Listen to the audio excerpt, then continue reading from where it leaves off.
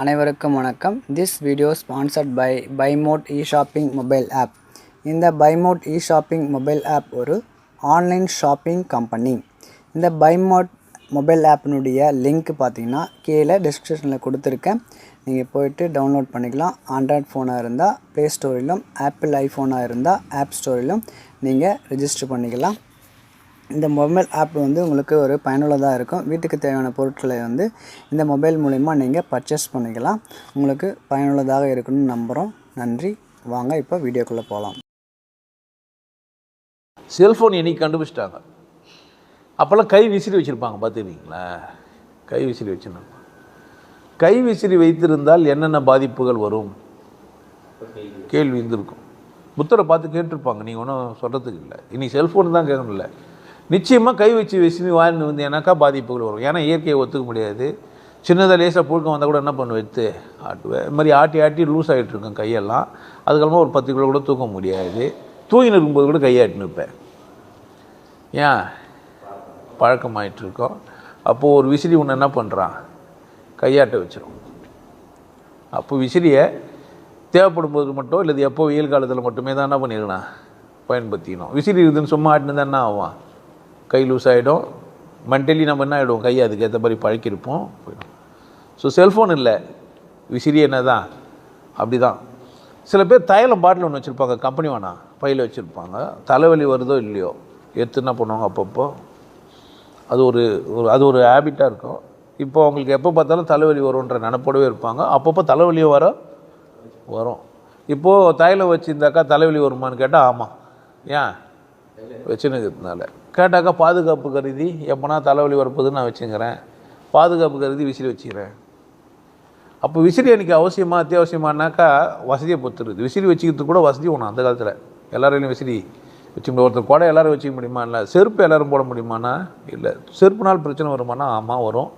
கால் ஸ்ட்ராங்காக இருக்காது, எல்லாத்துலேயும் நடக்க முடியாது. அதனால் செருப்பு போடக்கூடாது சொல்ல முடியாது. விசிறுனா கையாட்டின்னு இருப்பேன், விசிறி வச்சுக்கூடாது சொல்ல முடியாது. கொடை வச்சுருந்தா உனக்கு ஒரு திமிரு இருக்கும், கொடை வச்சுக்கிறோம் பெரியாளுன்ற ஒரு நினப்பு இருக்கும், அதனால் கொடை வச்சுக்கிறேன்னு சொல்ல முடியாது. அந்த மாதிரி செல்ஃபோனை வச்சிங்கன்னா உனக்கு பிரச்சனை வரும், அதனால் செல்ஃபோனை வச்சுக்காதுன்னு. அதனால் ஏன் அத்தியாவசிய தேவையில் ஒன்றா ஆயிடுச்சு. அது அத்தியாவசிய தேவையில் உலகத்தை சுருக்கி வச்சுக்கிதே செல்ஃபோனால் தான். ஒரு 10 நாள் நடந்து போய், இல்லை 2 நாள் சைக்கிள் மேய்ச்சி, இல்லை 4 மணி நேரம் ட்ரெயினில் போய், இல்லை 1.5 மணி நேரம் ஃப்ளைட்டில் போய் ஒரு ஆளை சந்திக்க வேண்டிய விஷயத்த ஒரு 10 நம்பரை எழுத்தி எங்கேருந்தோ என்ன பண்ணிடலாம். இது நண்பர் சிங்கப்பூரில் இருக்கிறாரு, நம்ம இங்கேருந்துன்னு பேசுகிறோம். இங்கே ஃப்ளைட் எடுத்துன்னு போய் பார்த்துட்டு பேசிட்டு வரதுக்கு எவ்வளோ நேரம் ஆகும். அப்போ செல்ஃபோன் என்ன பண்ணிச்சு, உலகத்தை சுருக்கிச்சு. போய் லைனில் நின்று இப்போ ஒரு நண்பர் சொன்னார், லைனில் போய் பணம் கட்டுறது போய் என்ன பண்ணுறோம், யூபிஐ அக்கௌண்ட் ஒன்று வச்சுக்கின்னு கரண்ட் பில் கட்டுறதோ, ஃபோன் பில் கட்டுறதோ, இல்லை யாருக்கோ பணம் கொடுக்குறதோ, மாற்றுறதோ, பரிவர்த்தனை பண்ணுறதோ எல்லாமே அதில் தான், செல்ஃபோனில் தான். இன்னேத்திக்கு செல்ஃபோனில் என்ன பிரச்சனை இருக்குதுன்னு சொன்னால் என்ன, யாரும் எனக்கு ஆகாதுங்க சரி செய்கிறாங்க போல. ஆமாம், இது மாதிரிலாம் எந்த ஆள் பேசினான்னாக்கா செல்ஃபோன்லாம் தப்புன்னு பேசிட்டாக்கா கூட்டம் குறையன்னு நினச்சிக்கிறாங்க போல. நான் அந்த ஆள் இல்லை.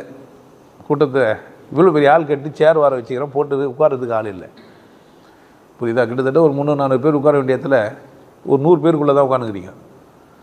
அதனால் என்ன பண்ண மாட்டேன் நான், இப்படி பேச முடியாது, செல்ஃபோன் நல்லது. அப்போ தான் என்ன பண்ணுங்க, சாராயம் விற்கிற ஊரில் சாராயம் குடிக்காதுன்னு சொன்னாக்கா எப்படி அரசாங்கம் ஒத்துக்குமா நம்மளை? அப்படின்னா சொல்லணும், அளவாக குடின்னு தான் சொல்லணும்.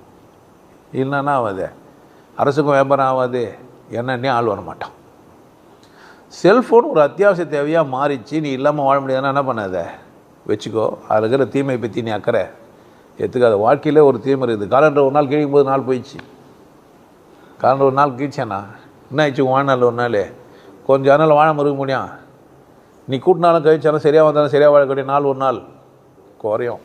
சந்தோஷமாக இருக்கிறதுக்கு எல்லாம் வந்துச்சு, அடிமை ஆகிடாதுன்றேன். ஃபோன் உனக்கு அடிமை, நீ ஃபோனுக்கு அடிமை ஆவார். நீ விருப்பப்படும் போது பார். ஒன்று நினச்சி உள்ளே போகிற, வேற என்னோ பார்த்துட்டு என்ன நினச்சி அதை செய்யாமல் வெளியே வர. அந்த அளவுக்கு கேவலமாக இருந்து நீயா ஃபோனா, அது ஒன்றும் செய்யலை. அது அப்படியே தான் இருக்குது. ஃபோன் எப்படி தான் இருக்குது, அது க்ளீன். உன்னை வாட்ச் பண்ணுது, நீ என்னென்ன பேசுகிறேன்னு பார்க்குது. நேற்று ஏதோ கேட்டேன்னு இப்போ சொல்லுங்குது. டேப் எடுத்தாருந்தேன் தொப்பிக்கு. என் விஷ்ணு என் பிள்ளைகிட்ட கேட்டு டேப் ஒன்று கொடுறான்னு கேட்டாலும் ஒன்று தொப்பியாடா வருது. இந்த ஃபோனில் நான் எதுவுமே பண்ணலைங்க, ஃபோனுக்கிட்ட எதுவுமே இல்லை. நான் ஃபோன் தனியாக இருக்குது, நாங்கள் வெளியே கான்வர்சேஷன் பண்ணேன். இது மாதிரி தொப்பி ஒன்று வாங்கலான்னுக்குறாங்க, எனக்கு அது அழகணும் போனேன் அப்படின்ட்டு. அம்மான்னு ஆடாக வருது, தொப்பி ஆடாக வருது. அதான் வாஷிங் மிஷின் 10 வாட்டி சொல்லிட்டேன்னு வச்சுக்கோ, அல்மா எங்கே பார்த்தாலும் வாஷிங் மிஷின் ஆடாக வருது. அப்போனா மைக்கு கேமராலாம் தனியாக என்ன பண்ணுது, இது வேலை செய்யணும். இது ஒரு ரகசிய உளவாளியை நான் கூடவே என்ன பண்ணிக்கிறேன் வச்சுக்கினேன் சுற்றின்னு இருக்கிறேன். அப்போ நாம் தான் கவனமாக இருக்கணும் ஃபோனுக்கிட்ட. அதனால் நல்லது கெட்டதெல்லாம் ஃபோனே சொல்லுது, அதுவே சொல்ல படுத்துடுறா டைம் ஆயிடுச்சுன்ட்டு. அப்போ தான் ரீல்ஸ் பார்க்க ஆரம்பிக்கிறான். அது சொல்லுது பெட் டைம் வந்துச்சுன்ட்டு. இவன் தான் ஃபிக்ஸ் பண்ணானே. ஃபிக்ஸ் பண்ணதும் யார் தான்? நான் 10 மணி படுக்கிறேன்னு சொன்னது யாருக்கு? ஃபோன்கிட்ட.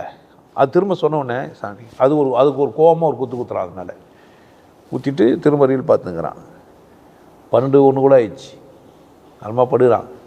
காலைல 5 மணி திரும்ப எல்லாம் அடிக்குது. திரும்ப அதுக்கு மேலே கோவம். நீ தானே செட் பண்ண, தூங்க போன யார் நீ தானா? ஃபோன் எப்படி இது பார், ஃபோன் பர்ஃபெக்ட் ஆகிடுச்சு, நீ தானே ஆகிட்டுக்கிற. இப்போ நன்மை தீமைன்னா நீ ஒரு முட்டாளா இல்லையான்னு அந்த ஃபோன் கண்டுபிடிச்சி வச்சுக்கோ. அம்மா ஃபோனுக்கிட்ட கேட்டால் சொல்லும், சரியான லூஸ் கிட்ட மாட்டிங்கிறேங்க. ஆமாம், அலாரம் வைப்பான், படுக்கவும் மாட்டான், ஏந்துக்கவும் மாட்டான். அது எல்லாத்தையும் ஏன் வச்சானே எனக்கு தெரியல. சரியான சனிங்கிட்ட மாட்டின்னு. நல்ல வேலை நம்ம ஃபோனுக்கு சச்சங்கனத்தில் ஃபோன் உஷாராயிடும் பொழுது நல்ல ஆளை பார்த்துட்டோம் அப்படின்ட்டு. அதனால் ஃபோனில் நன்மை தீமையெல்லாம் இருக்கும். நல்ல ஃபோனாக வாங்கிக்கிங்க. ரேடியேஷன் வருது, மூளையை பாதிக்கப்படாத மாதிரி என்ன பண்ணுங்கள். இப்போ நான் எதனா ஒரு கம்பெனி பிராண்டு சொன்னேன்னா அது வாங்க முடியுமா, அது நீங்களே வாங்கி கொடுத்துருங்க சாமின்னு கூட அவ்வளோ போடுவோம். பார்த்து என்ன பண்ணுங்கள், அதெல்லாம் உள்ளே போய் அந்த அளவு பார்த்து வாங்குங்க. ரொம்ப நேரம் ஃபோனில் இருக்காதீங்க. கையை ஒரே மாதிரி வச்சுருந்தீங்கன்னா இங்கெல்லாம் பிடிச்சிக்கும். இந்த வண்டி ஓட்டும்போது காற்றுல இது மாதிரி ஸ்டாண்ட் மாதிரி இப்படி வச்சுட்டு இப்படியே போகாதீங்க. மேலே போயிட்டாலும் ஃபோன் இருக்காது. ஃபோன் அங்கே அமுச்சு விட்டு அது டாட்டா சொல்லணும் இருக்கும், இங்கே கத்தின்னு இருக்கும். அதனால் சப்ஸ்கிரைபர் கேனாட் பி ரீச்சுன்னு சொன்னாலும் சொல்லும், இல்லைனாக்கா இது எடுக்கலை அப்படின்ற மாதிரி சொல்லும். ரொம்ப நாள் தேடிக்கிட்டு அப்போ அது சரியாக வேலை செய்யும். ஃபோன் தான் நீங்கள் இருக்கிறன்னு கண்டுபிடிச்சி என்ன பண்ணலாம், லொக்கேஷன் கண்டுபிடிச்சி வந்துடலாம். இப்போ நீ அதை காதில் வச்சு செத்தும் போயிட்ட, ஆனால் ஃபோன் என்ன பண்ணுக்குதே. ஆமாம், உன் உடம்பு இங்கே இருக்குதுன்றதை காட்டுறதுக்குனாச்சும் உதவுது. இந்த திறனை பிடிக்கிறதுக்கெல்லாம் ஃபோன் உதவுது. இப்போது எந்த டவரில் கடைசியாக ஒரு சுவிட்ச் ஆஃப் பண்ணார், அந்த ரேஞ்ச் எங்கே இருக்குது, அந்த மாதிரிலாம் ஃபோனை வச்சுக்கின்னு. அதனால் ஒரு உளவாளியை ஒரு மோசக்கார பாவியை வச்சுக்கிற, இல்லை ஒரு நல்ல நண்பனை, இல்லை எல்லாத்தையும் கண்காணித்து உனக்கு ஆலோசனை சொல்கிற ஒரு ஃபோனை நீ என்ன பண்ணுற வச்சுக்கிற. நல்லதும் கெட்டதும் யாருக்கு இல்லை உங்களை. ஃபோன் எப்படி தானே தான் ஃபோன் தான். விசிறி எப்பவுமே விசிறி தான், செருப்பு எப்பவுமே செருப்பு தான், கொடை எப்பவுமே கொடை தான். எல்லா காலத்துலேயுமே